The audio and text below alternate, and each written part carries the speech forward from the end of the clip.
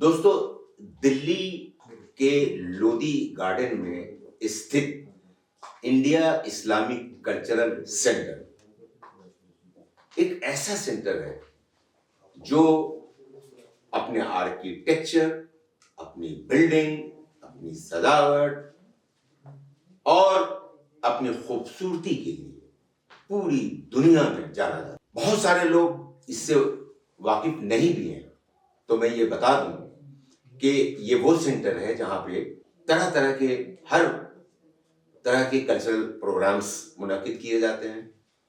हर topic पर वहां पे बहस होती है, वहां पे कॉन्फ्रेंसेस होते हैं, वहां पे टॉक्स होती हैं, डिस्कशंस होते हैं, शादियां होती हैं, बेहतरीन कॉफी हाउस है हमारा, बेहतरीन करीम रेस्टोरेंट है।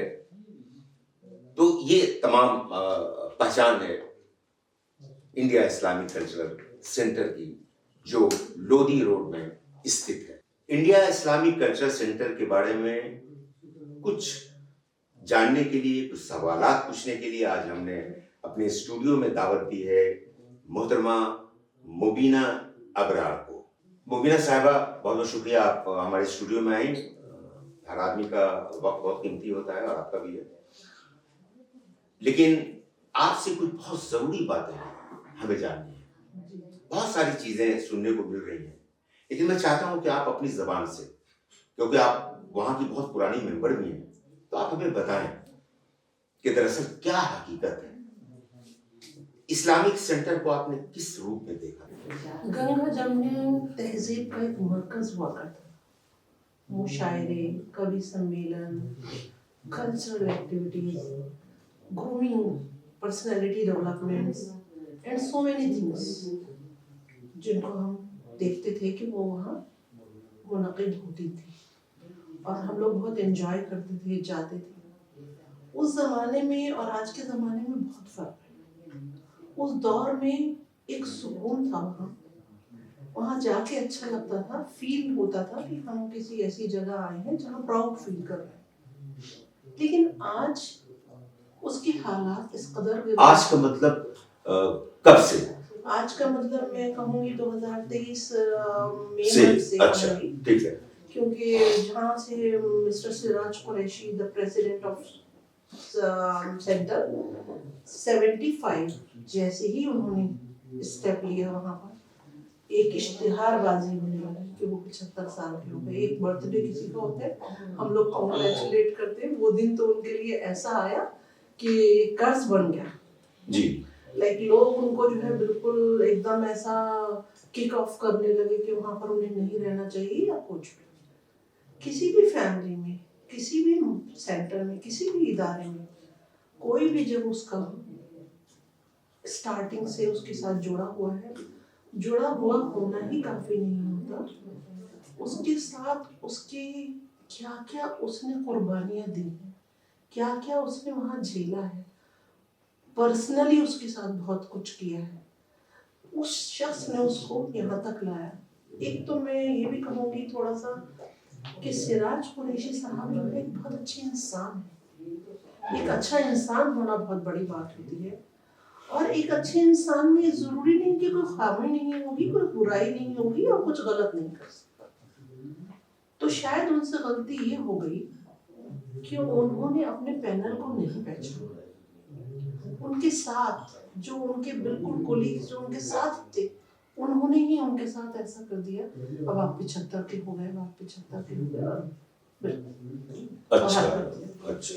क्योंकि ये चीज मेरे हिसाब से, देखिए सबकी अपनी सोच है, मुझे बड़ा अजीब लगता है कि अचानक आप वो दिन भूल गए जब आप लोग साथ थे। दिन बहुत अच्छे थे, राइट जी। उनके साथ जिस कश्ती में सवार होकर चले थे, वो अच्छे दिन भी आपने देखे, वो अच्छी हवाओं का मजा भी आपने लिया, गुलजार दिन आपने एंजॉय किए साथ में। अचानक वो क्या हुआ कि एकदम वो आपको बुराइयां नजर आने लगी। जैसे कोई फूल होता है, गुलाब है जी, हम गुलाब की ब्यूटी को देख के कितना अप्रिशिएट करते हैं, बेशक, लेकिन अगर आपके दिल में जरा सा भी किसी के लिए कुछ गलत आ जाए तो हम देखने लगते हैं उसमें कांटा भी, जबकि कांटा तो होता ही है जी। ऐसा नहीं कि उसी वक्त पैदा हुआ है, वो ऑलरेडी है जी।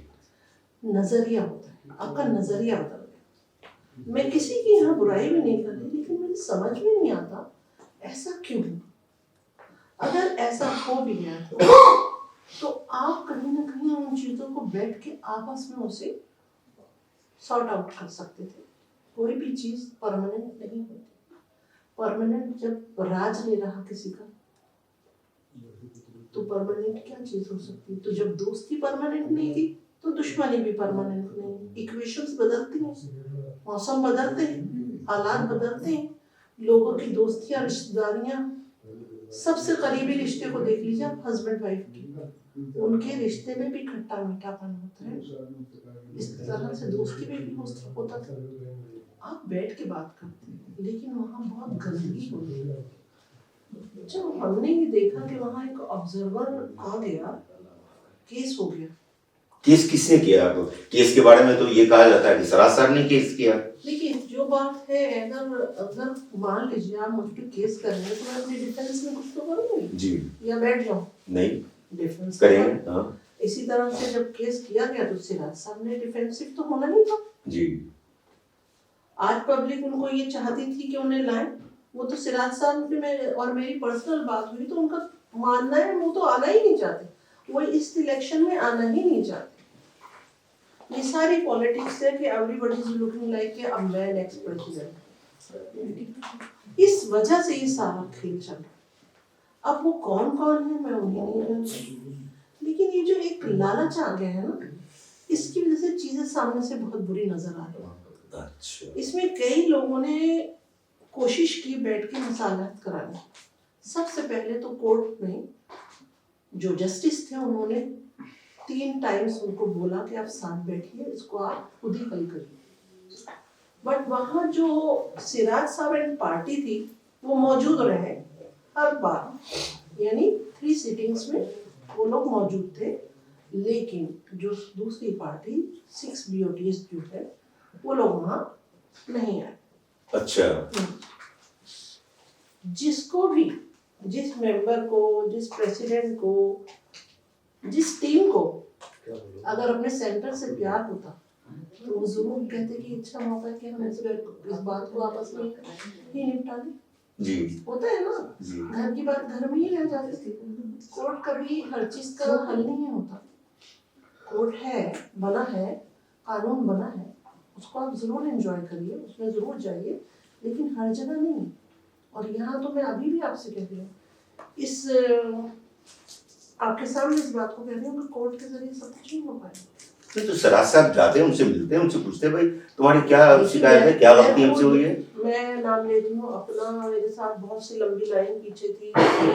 बॉम्बे के इश्तियाक अली साहब भी थे और कई लोग शामिल थे। अपने काफी लंबी टीम हमारे पास थी जो हम लोगों ने बात करी सिराज साहब से भी, वो तैयार थे बात करने के लिए। लेकिन हर बार जब हमने बात की 6 BOTs से, मीटिंग्स भी हुई, उसमें अभी एक इमरान भी थे, उसमें गुलफाम साहब भी थे, असलम साहब भी थे, कई लोग मिले और ये अलग अलग कोशिशें बहुत बार हुई, लेकिन कोई एक साथ कभी बैठने को तैयार नहीं हुआ।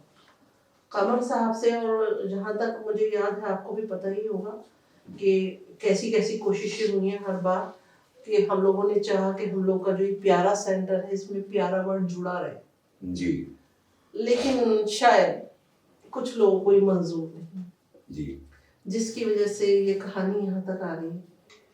क्लैश ऑफ इंटरेस्ट है, ईगो लालच आ गया, ईगो भी और लालच भी के लालच, मुझे तो जहाँ तक लगता है कि लालच आ गया। अच्छा, ये सब्सक्रिप्शन का क्या मामला है कि जब 2015 में ये पास हुआ था, जैसा कि उन लोगों का कहना है कि 2000 रुपये देने हैं, तो फिर 2014 से क्यों ये पैसे लिए जा रहे हैं?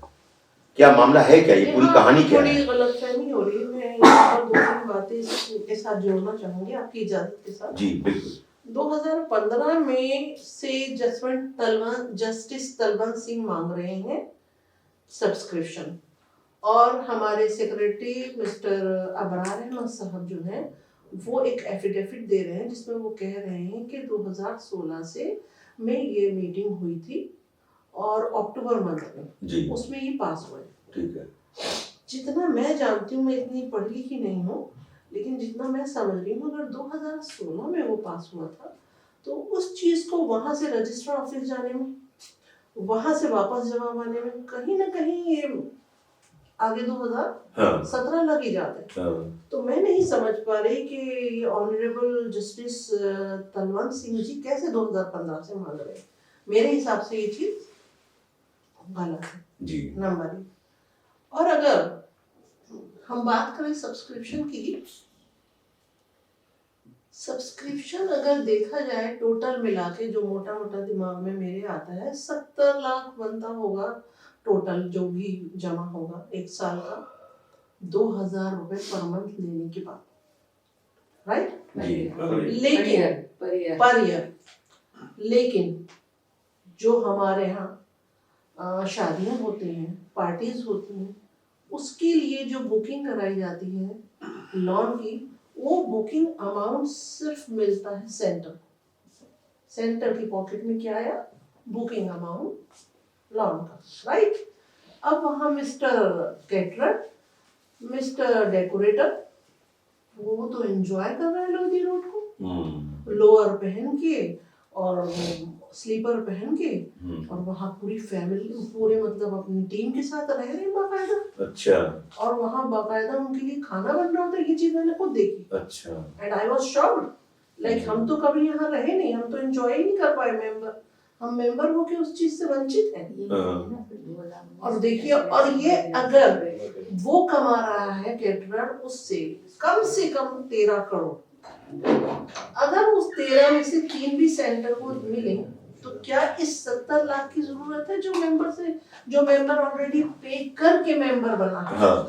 और उसको एक कुर्सी नहीं मिल रही बैठने के लिए, उसको कुछ नहीं मिल रहा यहाँ बैठने के लिए, और 2000, और फिर भी वो 2000 दे रहा है। एक बंदा जो यहाँ का मेंबर भी नहीं है, कुछ नहीं है, वो वहां रह रहा है, एंजॉय कर रहा है लाइफ, और कितना सीआर कमा रहा है? 13 इज टू मच। क्या अगर सेंटर उसी में से उससे ले कि इतना % तुम यहाँ रखोगे, तो उसमें किसका फायदा है? सेंटर का या मेंबर का? ऑब्वियसली सेंटर का। अब मेरा सवाल ये उठता है, अगर सेंटर उससे ये ले सकता है, तो क्यों नहीं सेंटर उस चीज को लेके मेंबर को 20% का डिस्काउंट दिलवाए? मेंबर को भी तो कोई फायदा होना चाहिए ना। जिस मेंबर को वहाँ बैठने के लिए जगह नहीं है, उसको भी तो कहीं महसूस हो कि अगर वो 2000 रुपए दे रहे हैं, उसको कुछ तो फायदा है, उसको 20% डिस्काउंट मिल रहा है। नहीं, डिस्काउंट तो मिलता होगा कॉफी हाउस में, रेस्टोरेंट में, या नहीं मिलता? तो मैंने कभी ऐसा फील नहीं किया कि ऐसा कुछ मिलता है। और अगर अभी जब से लड़ाइयाँ शुरू हुई हैं, गंदी गंदी बातें, बहुत से लोगों ने वो बना लिए हैं ग्रुप्स, उनके ऊपर लिखते रहते हैं, मतलब जिसकी जितना दिमाग है वो लिख रहा है, लेकिन साइलेंट मेजॉरिटी है वहाँ पर। और कहीं ना कहीं लोगों ने ये लिखा है कि उनको उससे क्या मिल रहा है। हर कोई अपनी मेंबरशिप त्यागने के लिए तैयार है इन बातों पे कि इससे अच्छा उस सेंटर में ना जाए। आज सेंटर का ये हालात आ गए, किसके लिए, किस वजह से? वही कमेटी जो 20 साल से काम कर रही थी, उसने आज ये हालात क्यों बनाए? मान लीजिए सिराज कुरैशी साहब को तो साइड में कर दिया उन्होंने, राइट? अब तो आप अकेले हैं ना, आप 6 लोग हैं, आप 6 लोग चाहें तो इस चीज को संभाल सकते हैं ना। जब से अब तक का टाइम अगर ले लीजिए आप, मई मंथ से तो कितने महीने निकल के आते हैं आपके पास? 9 मंथ्स जी। 9 मंथ में बहुत कुछ हो जाता है। आप मुझे अचीवमेंट्स बताइए, आपने 9 मंथ्स में कोई एक कि भाई हमने ये चेंज कर दिया, सिराज साहब यहाँ गलत थे, हमने ये काम कर दिया, दिस इज वेरी नाइस। अगर हमने ये किया, हम तो बहुत खुश हो जाएंगे, भाई ये लोग तो बहुत अच्छे हैं। फिर मैं तो यहाँ ये भी कहूंगी एक बात, कि बात यहाँ से शुरू हुई कि 75 इयर्स की एज, मैं तो चाहती हूँ 70 कर दी जाए एज लिमिट, सबके लिए 70 कर दी जाए जी, ताकि आगे लोगों को ये जो सपने आ रहे हैं ना हर किसी को कि मैं भी प्रेसिडेंट, हर कोई प्रेसिडेंट, वो सपने बंद हो जाएंगे जी। क्या सॉल्यूशन आपको नजर आता है इसका? कोई सॉल्यूशन है या ऐसी ऑब्जर्वर एक दिन एडमिनिस्ट्रेटर बन जाएंगे और और इसी तरह से सेंटर उनके अंडर में चलता रहेगा। आपकी बात सुन के तो यही लग रहा है, मुझे भी ऐसे ही ख्याल आते हैं, मुझे यही सपना आता है। क्या करना चाहिए? मैं तो आज भी कहती हूँ, देखिए कहीं ना कहीं इतने पढ़े लिखे लोग अपने मुंह से कहते हैं हम बहुत पढ़े लिखे, और हमने भी देखा है कि हाँ काफी काबिल लोग हैं यहाँ पर, एक क्रीम है पढ़े लिखे लोगों की वहाँ मौजूद है। उनमें से क्या कोई इस लायक नहीं था कि इन लोगों को बिठाता करवा पाता? मैंने तो बताया कि मैं खुद भी, मेरा जैसा जाहिल भी वहाँ मौजूद था, उसने ट्राई किया, लेकिन पाया कि नहीं, चाहता ही नहीं कोई। कौन सा डर है? अगर आपको इतना ही सिराज कुरैशी साहब का डर था, उन्हें पब्लिक से हरवा देते आप, मैं तो जो जानती। हाँ, पब्लिक से हरवा देते, हरवा दो। हाँ, जीबीएम में हरा देते, कहीं पर भी हराया जा सकता था, कौन सा बड़ा इशू था? आज तो वो खुद ही नहीं चाहते, आप तो उन्हें हरा देते हो। नहीं, अगर वो नहीं चाहते, लेकिन हो सकता है मेंबर्स चाहते हो, और अगर बात है मेंबर्स ही चाहते हैं, मेंबर्स उन्हें बराबर आगे बढ़ा रहे हैं, नहीं आप आएंगे, मेंबर्स चाहते हैं तभी तो ऐसा हो रहा है। अगर मेंबर्स ना चाहते तो क्या 20 साल तक वो रह सकते? आप बताइए मुझे। नहीं, कहीं ना कहीं उनकी कोई पर्सनैलिटी है, कोई शख्सियत है ना, कंट्रीब्यूशन, कोई कंट्रीब्यूशन टुवर्ड्स सेंटर, और हर किसी से बातचीत, बोलना, अंदाज, एक प्रेजेंटेशन होती है। सबसे बड़ी बात ये है कि उस शख्स का ज़र्फ देखिए, उन्होंने आज तक किसी को पलट के जवाब नहीं दिया। ये क्वालिटी मुझे उनकी बहुत पसंद है, क्योंकि और इग्नोर, दरगुजर, अगर दीन के नुक्ता नजर से देखा जाए कितना अच्छा है दरगुजर करना, माफ करना। वो खामोश है कि उनके ही दोस्तों ने उनके साथ ये किया, और वो दोस्त भी उन्हें बुरा नहीं कहते, मुझसे तो बुरा नहीं कहा। देखिए जब मैं मिली वो बहुत तारीफ करते थे कि हमारे साथ ये हुआ, वो हमारे साथ थे, वो ये थे, वो चाहते भी थे बैठना, लेकिन कोई और उनमें शामिल है जरूर जो नहीं चाहता, जो उन्हें आगे बढ़ने से डराता है, या जो उसका नाम मैं नहीं जानती, लेकिन कहीं ना कहीं महसूस करती हूँ। वो लोग, उनका तो ये कहना है कि सराज साहब बहुत बुरी बातें हम लोग के लिए करते हैं, जैसे बीओटीज के लिए। क्या आपने कभी उनकी जबान से सुना है? नहीं, देखिए किसी के बारे में सच झूठ क्यों बोलूंगी? मेरे सामने तो कभी सिराज साहब ने किसी को भी बुरा नहीं। यही मैंने आपसे तारीफ की कि पर्सनैलिटी यही होती है कि आप बल्कि कुछ कहे भी रहो तो कहते हैं छोड़िए, उनका वर्ड होता है छोड़िए जी। वो शख्स खुद कैसे किसी की बुराई करे? वो तो हैरान है, क्योंकि सारे लोग उनसे यही कहते हैं कि आपने पहचाना नहीं है। भाई एक शख्स खुद अपने आप जैसा अच्छा, वो सामने वाले को वैसे ही अच्छा समझ रहा है, वो कैसे समझेगा कि ये क्या है? और यहाँ कुछ चख के देखने की चीज नहीं थी कि भाई उनको चख के देख लिया जाए, कैसे जी।